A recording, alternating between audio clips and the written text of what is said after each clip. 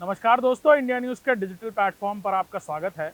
मैं अभिषेक सिंह और निकिता सरीन, हम दोनों आज हमने नेपाल के बारे में बात करने के लिए। नेपाल हिमालय की गोद में बसा हुआ एक खूबसूरत देश इन दिनों अपने राजनीतिक और सांस्कृतिक उथल पुथल की वजह से हर चर्चा में है। नेपाल जहां अब हिंदू राष्ट्र की घोषणा के साथ ही साथ राजशाही यानी राजतंत्र को वापस लाने की बात चल रही है, जिसको लेकर पूरे नेपाल में बड़ा आंदोलन और प्रदर्शन चल रहा है। नेपाल लंबे समय तक राजशाही राजतंत्र में रहा और फिर एक बड़े माओवादी आंदोलन के बाद ये राजतंत्र बदलकर लोकतंत्र में तब्दील हुआ, लेकिन अब लोगों का असंतोष इसे दोबारा राजतंत्र की तरफ ले जाने पर मजबूर कर रहा है। नेपाल की पृष्ठभूमि कैसी थी, इसके बारे में अब निकिता बताएंगी। निकिता।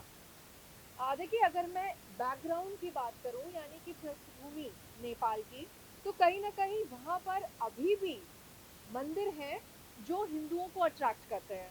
साथ ही अगर हिस्ट्री में जाएं, नेपाल का जो भी इतिहास है, तो लंबे समय तक कहीं ना कहीं एक हिंदू साम्राज्य की बात की जाए तो उसके रूप में रहा, जहां पर राजशाही, धार्मिक और कल्चरल यानी कि सांस्कृतिक और शासकीय प्रतीक के रूप में हमेशा से कार्य करती आई थी।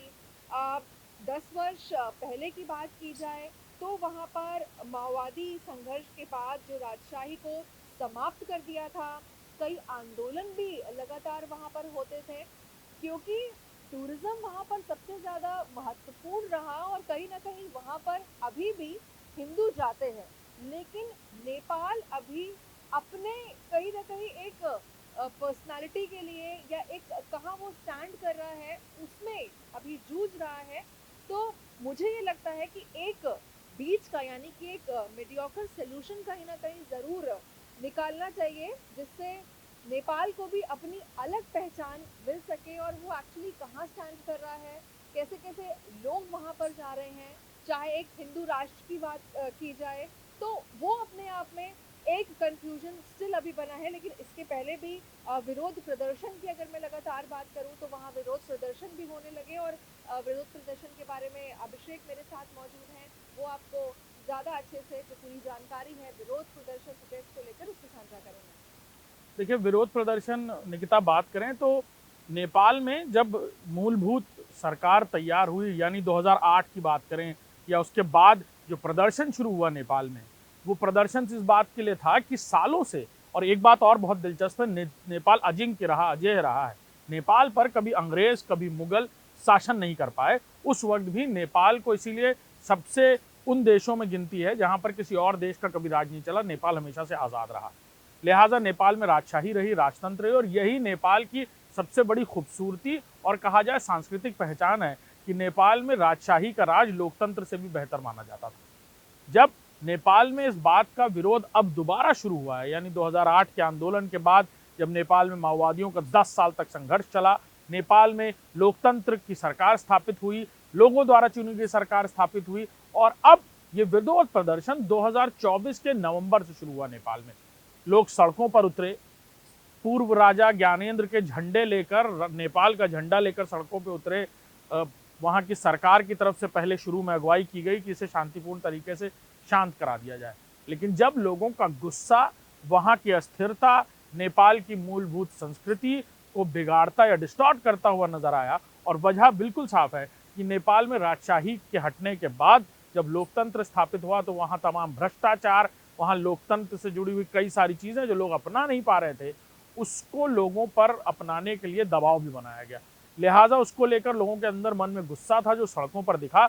नवंबर 2024 में यह पहला प्रदर्शन हुआ जिसमें सरकार की तरफ से प्रदर्शन को खत्म करने के लिए गोलियां, आंसू गैस के गोले छोड़े गए।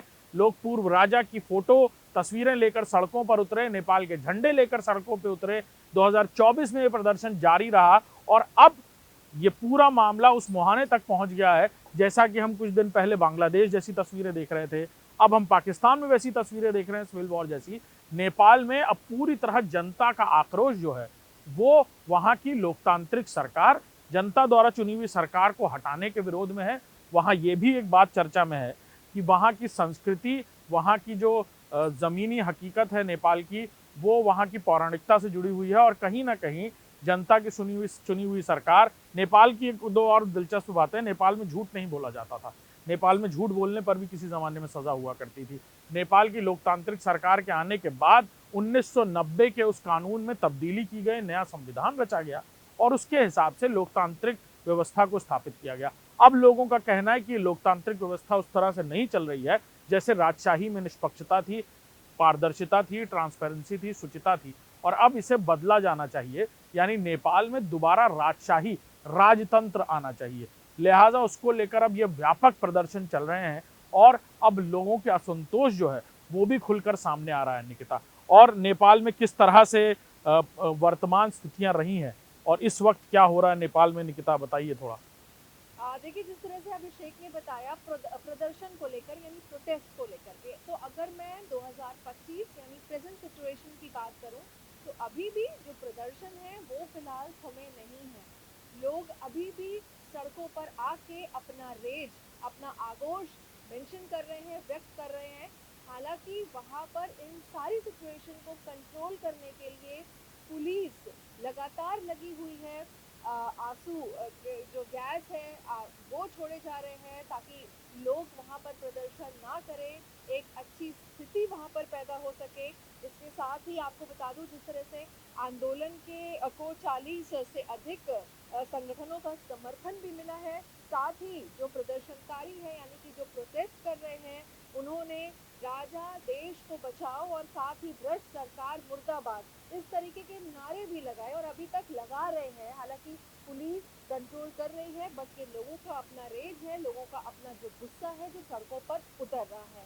आंदोलन के जो नेता हैं, जो मिनिस्टर्स हैं, वो लगातार वहाँ की सरकारों को अल्टीमेटम दे रहे हैं। उन्होंने अल्टीमेटम दे दिया है, लास्ट वार्निंग दे दी है, चेतावनी दी है कि यदि उनकी जो भी मांगे हैं वो पूरी नहीं हुई तो ये आंदोलन थमना तो दूर की बात है बल्कि और तेज होगा। अब इन सबके क्या परिणाम और क्या प्रभाव है यानी कि इनका इम्पैक्ट क्या पड़ेगा, वो आपको अभिषेक बताएंगे। देखिए नेपाल में निकिता, जैसा कि आप बता रही थी, बहुत विस्तार से आपने बताया, लेकिन इकोनॉमी बहुत हर देश को चलाने के लिए, चलने के लिए इकोनॉमिकल ग्रोथ, इंडस्ट्रियल, एग्रीकल्चर, हर चीज़ से सारे ताने बाने जुड़े रहते हैं किसी भी सरकार की व्यवस्था के। लिहाजा नेपाल में इसका सीधा परिणाम बहुत अलग अलग जगहों पर पड़ रहा है। नेपाल का इकोनॉमी, नेपाल की अर्थव्यवस्था की बात करें तो नेपाल में चाहे इंपोर्ट या एक्सपोर्ट की बात करें तो बहुत सारे देश हैं जहां से नेपाल में इंपोर्ट भी होता है, एक्सपोर्ट भी होता है। उन पर सीधा असर पड़ा है इन एजिटेशंस का। नेपाल की जनता ने एक बात और साबित कर दी इन प्रदर्शनों के जरिए कि वहाँ के लोगों को वहाँ की संस्कृति, वहाँ की राजशाही को ज़्यादा पसंद किया गया, इसलिए क्योंकि जब जनता ने सरकार चुनी और जनता के लोग गद्दी पर बैठे तो भ्रष्टाचार, तमाम तरीके की अनैतिक कार्य, तमाम तरीके की अनियमितताएं देखने को मिली, जो कि लोगों ने खुद महसूस किया कि राजशाही में ऐसा नहीं होता था। लिहाजा परिणाम, एक बड़े कैनवस पर बात करें निकिता, तो लोकतंत्र या धर्मनिरपेक्षता को दरकिनार करके इस तरह की चीज़ें आगे बढ़ना एक बड़े कैनवस पर तो दूसरे नज़रिए से देखा जा सकता है। लेकिन क्योंकि नेपाल का जैसा इतिहास रहा है, नेपाल शुरू से हिंदू राष्ट्र की घोषणा, हिंदू राष्ट्र के पूरी तरह स्वप्न के साथ आगे बढ़ता रहा है और किसी ज़माने में नेपाल पूरी तरह हिंदू राष्ट्र था भी। लेकिन बाद में सरकारें, बाद में राजशाही के बाद भी कई सारी चीज़ें फ्लेक्सिबल की गई, वहाँ बाकी धर्म से भी जुड़े हुए लोग रहने लगे।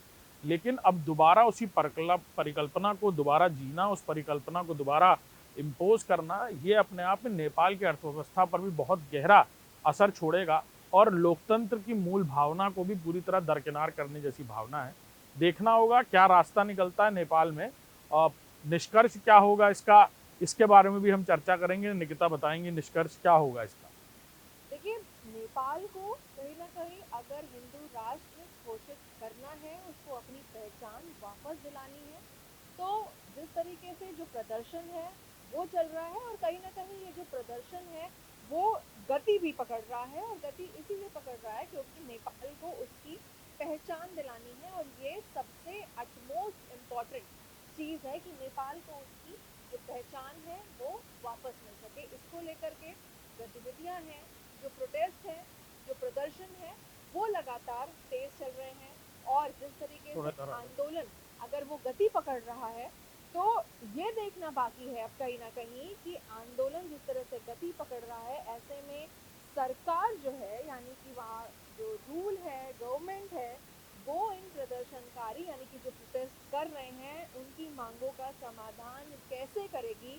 कहीं ना कहीं एक बीच का रास्ता जरूर निकालना है अगर peace and harmony plus prosperity वहां पर चाहिए। तो अब सवाल बस इतना सा है कि वो बीच का रास्ता आखिर क्या कुछ निकलता है जिससे नेपाल में बांग्लादेश जैसी स्थिति ना हो और वहाँ शांति का माहौल, अमन का माहौल बना रहे।